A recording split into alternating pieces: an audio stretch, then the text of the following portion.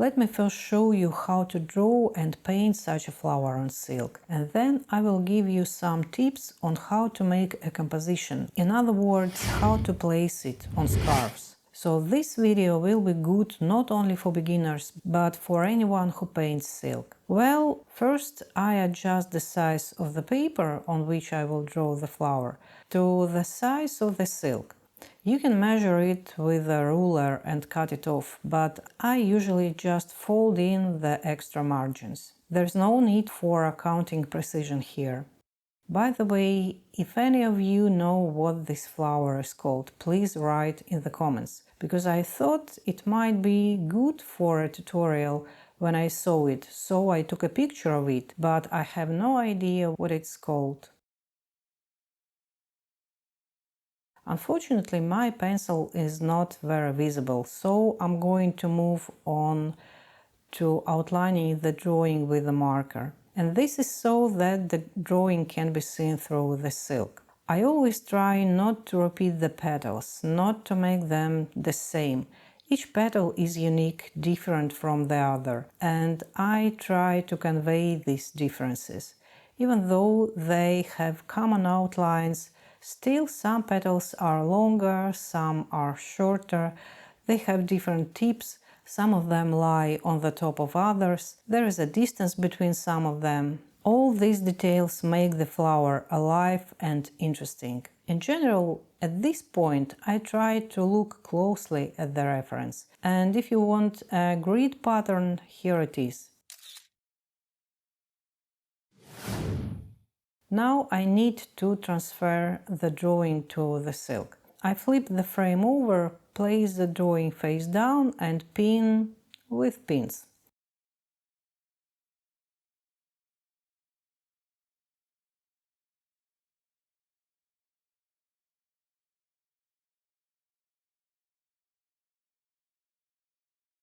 The silk is quite thick, and the paper with the pattern sags a bit, so I put a board underneath so the pattern is a little closer to the surface of the silk.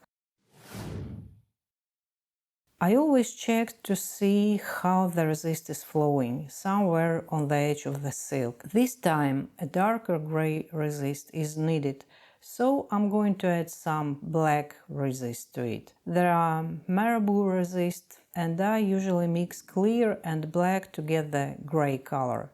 Honestly, I like the resist I make myself better.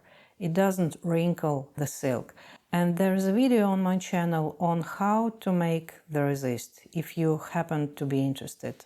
So this amount of black will be enough. It may look black in this shot, but once it dries, it will lighten noticeably.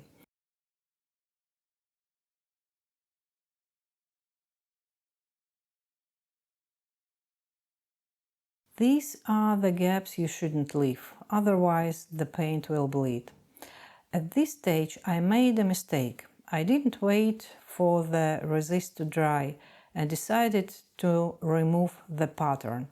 In fact, it's better to do it when the resist is dry, otherwise you can smear the resist. So, having taken out the pins, I still decided to leave the pattern until the resist dried. And of course it's good that it didn't smudge, but when the resist dried, another thing happened. It glued to the pattern, to the silk. Nothing wrong with that. Later, when you wash the silk, that paper will come off. But if I had left resist to dry without turning the frame over, the pattern wouldn't have touched the silk, wouldn't have stuck to it. Anyway, I wish you not to repeat my mistakes. For silk painting, I usually use a cool yellow color, but for this flower I added a couple of drops of orange dye to make the yellow a warmer hue. And as in the drawing, I try to diversify the image, each petal paint a little differently,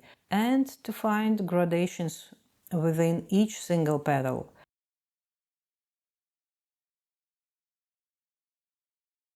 I decided that a flat bristle brush would be more comfortable for me to paint with. It's more bouncy. Sometimes I paint a whole group of petals at once, not separately, and at first they turn out to be similar in painting, but later I will still make differences in them. I forgot to show you the colors of dyes I use. So warm yellow you have already seen, and this is warm green, warm red, black and brown.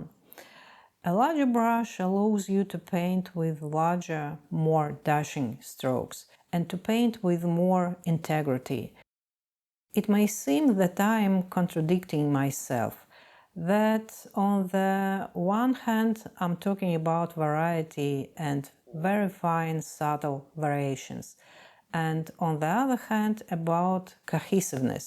In fact, it's very important to have both, because if you paint monotonously, say with one yellow to paint the petals in the light and more brown yellow to paint in the shadows, then yes, the picture will be whole, but primitive and boring.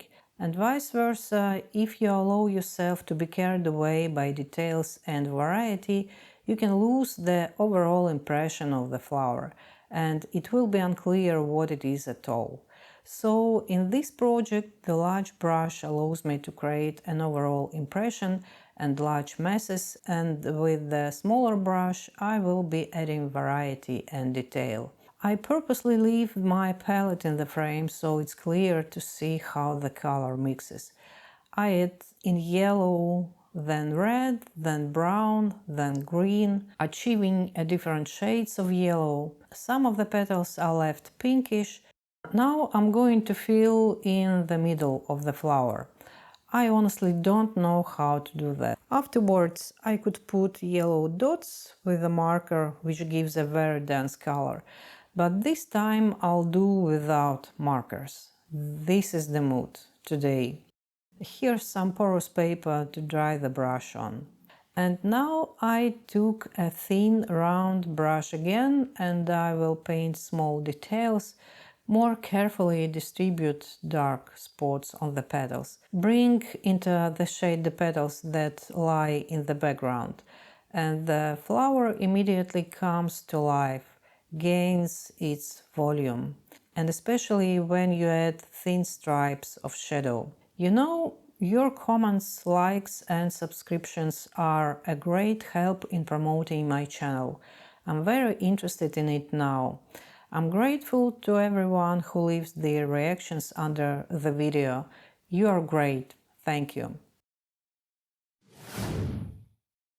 And as I promised at the beginning of the video, I'm going to show you how this single beautiful flower can be the basis of your composition. Let's say you want this flower to become a painting, then it's enough to place it in the center of the square.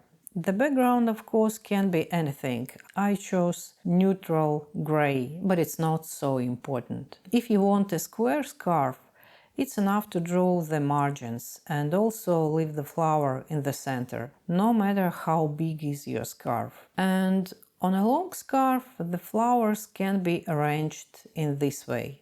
Make sure to leave enough margins. As you can see, the flower is one and there can be many opportunities to use it. So paint your yellow flower, whatever it's called. Enjoy the process and its beauty, and let me know in the comments how it works out for you. Good luck! See you in the next videos!